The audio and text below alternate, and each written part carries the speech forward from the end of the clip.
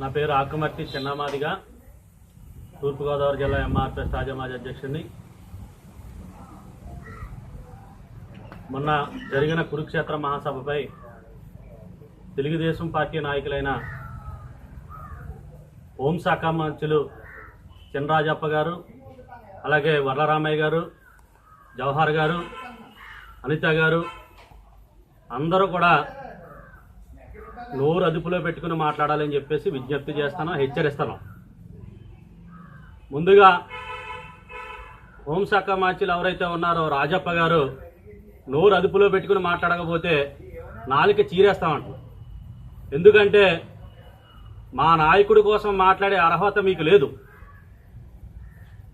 ఎన్నికల ముందు నారా చంద్రబాబు నాయుడు గారు పాదయాత్ర క్రమంలో కానీ, ఎన్నికల ముందు కానీ, ఎన్నికల సమయంలో కానీ తెలంగాణలో నడిచే దమ్ము మీకు లేక, మీ నాయకుడికి లేక, ఇక్కడ గెలిచే సత్తా మీకు లేక మందకృష్ణ మాదిగ గారిని పిలిపించుకున్నాడప్పుడు తెలంగాణ నాయకుడు అని చెప్పేసి మీకు తెలీదా? మిమ్మల్ని అడుగుతున్నాం. అదే రకంగా జవహర్ గారు కానీ, అనిత గారు కానీ, మన వర్ల రామయ్య గారు కానీ, మీరు అసలు మాదిగ కులంలో పుట్టారో లేదో కూడా మాకు డౌట్గానే ఉంది. మీరు వర్గీకరణకు సహకరించకపోగా, మాదిగలు న్యాయం చేయమని డిమాండ్ చేయకపోగా, కృష్ణమాదిగ గారిని, మాదిగల్ని అవమానపరిచే విధంగా, కించపరిచే విధంగా మాట్లాడితే మిమ్మల్ని నియోజకవర్గాల్లో కానీ, మాదిగ పల్లెల్లో కానీ తిరగనివ్వని చెప్పేసి హెచ్చరిస్తున్నాం. మీరు 2013లో కానీ, 2014లో కానీ మీ నాయకుడైనటువంటి చంద్రబాబు నాయుడు గారు మద్దతు కోరినప్పుడు ఆ రోజు మీకు తెలంగాణ నాయకుడు అని చెప్పేసి తెలీదా అని అడుగుతున్నా. మీకు ఒకటే చెప్తున్నాం, ఒకటే హెచ్చరికలు చేస్తున్నాం. మీ నాయకుడిని ఎన్నికల ముందు కానీ, ఎన్నికల సమయంలో కానీ డప్పు కొట్టమని ఎవరు చెప్పారు? చెప్పులు కొట్టమని ఎవరు చెప్పారు? మా నల్ల కండువా, మా కృష్ణమాదిగ గారు వేసుకుని నల్ల కండువా మెల్ల వేసుకోమని ఎవరు చెప్పారు? దండోరా జెండా ఏదైతే ఉందో మిమ్మల్ని భుజం మీద వేసుకోమని తిరగమని ఎవరు చెప్పారని చెప్పేసి, ఇదంతా కూడా మీరు వర్గీకరణ చేస్తానని చెప్పేసి, మాదిగ రుణం తీర్చుకుంటానని చెప్పి, పెద్ద మాదిగన అవుతానని చెప్పి, ఇవన్నీ వర్గీకరణ కోసం కాదా? అంటే అధికారంలో రావడం కోసం ఎలాంటి మాటలైనా మాట్లాడడానికి మేము నోరు మూసుకుని కూర్చోవాలా? 3 ఏళ్ళు అయ్యింది, 3 సంవత్సరాలు అయ్యింది. వర్గీకరణ కోసం ఒక్క మాట కూడా మాట్లాడకపోగా, వర్గీకరణ కోసం నిలదీసి అడిగితే, ఇచ్చిన మాట నిలబెట్టుకోమని అడిగితే మీ వెనక జగన్ ఉన్నాడని చెప్పేసి అంటారా? రాజప్పకు ఒకటే సవాల్ చేస్తున్నాం, జవహర్కు ఒకటే సవాల్ చేస్తున్నాం, వర్లరామయ్యకు కూడా ఒకటే సవాల్ చేస్తున్నాం. మా ఉద్యమం వెనకాల జవహర్ గారికి మీకు ఒకటే చెప్తున్నాం, మా ఉద్యమం వెనకాల కానీ, మా వెనకాల కానీ జగన్ కానీ నిరూపించాలని, లేకపోతే మీరు రాజకీయ సన్యాసం తీసుకోవాల్సి వస్తుందని చెప్పేసి హెచ్చరిస్తున్నాం. మా వెనకాల జగనే ఉంటే ఈనాటి వరకు కూడా జగన్మోహన్ రెడ్డి గారిని కూడా మేము అనేక సందర్భాల్లో తిట్టిన సందర్భాలు ఉన్నాయి. మీ నాయకుడైనటువంటి రాజశేఖర రెడ్డి గారికి ఉన్నటువంటి ఆలోచనలు కూడా జగన్మోహన్ రెడ్డి గారికి లేవని చెప్పి, ఆయన ఆశయం ఏదైతే ఉందో వర్గీకరణ ఆశయాన్ని కూడా మరి జగన్మోహన్ రెడ్డి గారు కట్టుబడి ఉన్నారుగా, రాజశేఖర రెడ్డి గారు కట్టుబడి ఉన్నారు కదా, అదే రకంగా మీరు కూడా కట్టుబడి ఉండాలి కదా. మరి ఇక్కడ మీ ప్లేనర్ సమావేశాల్లో కూడా చర్చించలేదు కదా. అదే రకంగా ఇంత సమస్యలు కురుక్షేత్ర మహాసభకు అనేక అడ్డంకులు కల్పిస్తున్నాడు చంద్రబాబు నాయుడు. మరి మేము 26వ తారీఖున మేము పర్మిషన్ పెడితే పోయిన నెల మరి ఈయన హోమ్ మినిస్టర్ రాజప్ప గారు అవగాహన లేకుండా, అవగాహన రాహిత్యంతో మాట్లాడుతున్నాడు.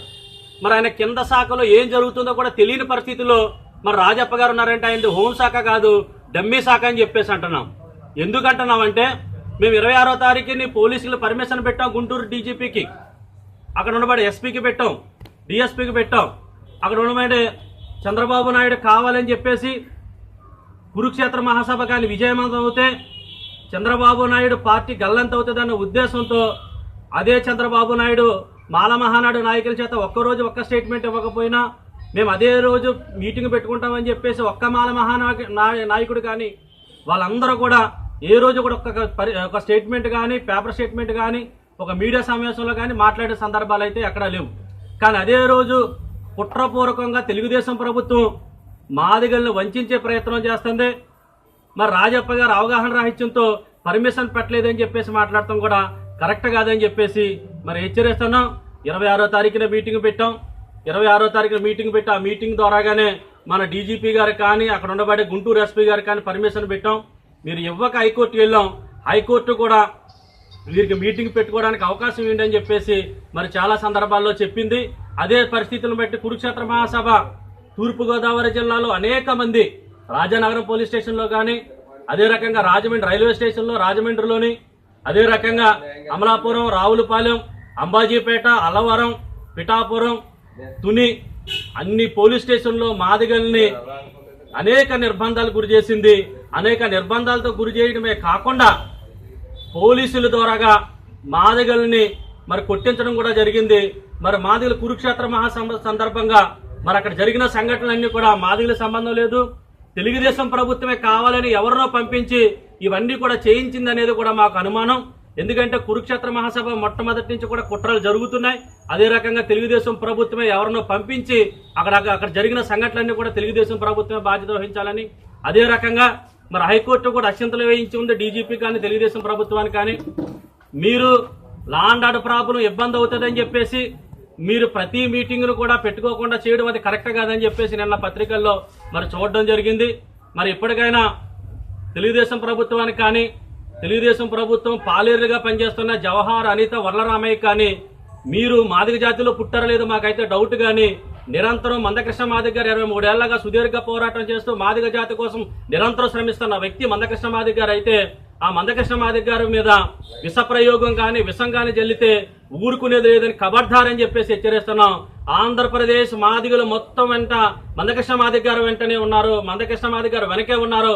మందకృష్ణ మాదిగ గారు ఏది చెబితే అది చేయడానికి తూర్పుగోదావరి జిల్లాతో పాటు ఆంధ్రప్రదేశ్ మాదిగలందరూ కూడా సిద్ధంగా ఉన్నారని చెప్పేసి, ఏది ఏమైనా వర్గీకరణ విషయంలో కురుక్షేత్ర మహాసభ అడ్డుకున్నంత మాత్రాన ఉద్యమాలు ఆగవని చెప్పి, తప్పుడు కేసులు పెట్టినంత మాత్రాన ఉద్యమం ఆగబోదని చెప్పేసి మందకృష్ణ మాదిగ గారు ఇచ్చే పిలుపు మేరకు తూర్పుగోదావరి జిల్లా అంతా కూడా పనిచేస్తుందని చెప్పేసి ఈ సందర్భంగా తెలియజేస్తూ